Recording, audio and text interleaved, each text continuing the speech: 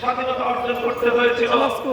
আমাদেরকে এই পূর্ব বাংলার মুসলমানদের মানুষের জাতিসত্তার উন্নতির জন্য কলকাতার আধিপত্যবাদের বিরুদ্ধে বঙ্গভঙ্গের নামে ব্রিটিশ আমলে লড়াই করতে হয়েছিল।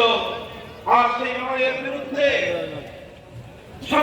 বাংলাদেশের ঢাকা বিশ্ববিদ্যালয় প্রতিষ্ঠাকে যারা কেড়ে নিতে চেয়েছিল, সেই আধিপত্যবাদী দাদাবাবুদের বিরুদ্ধে সংগ্রাম করে আমাদের এই অঞ্চলের মুসলমানদের স্বাধীনতা অর্জন করতে হয়েছে।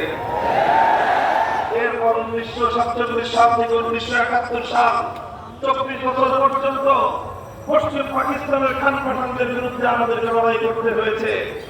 আমরা ওদেরকে বলেছিলাম, আমরা তোমাদের ভাই, তোমরা আমাদের ভাই।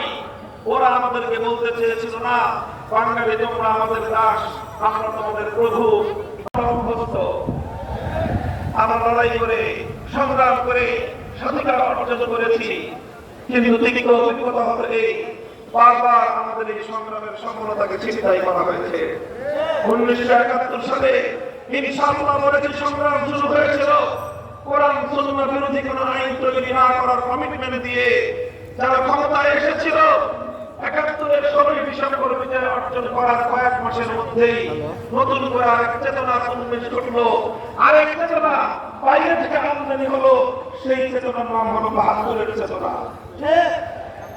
সেই চেতনার নাম হলো 72-এর চেতনা। বাংলাদেশের মানুষের গণমানুষের ইচ্ছা অভিপ্রায়কে বৃদ্ধাঙ্গুলি দেখিয়ে অন্য আরেকটি দেশের প্রেসক্রিপশন অনুযায়ী অধিকার হরণ করা হয়েছে। আর সময় এসেছে কথা বলা।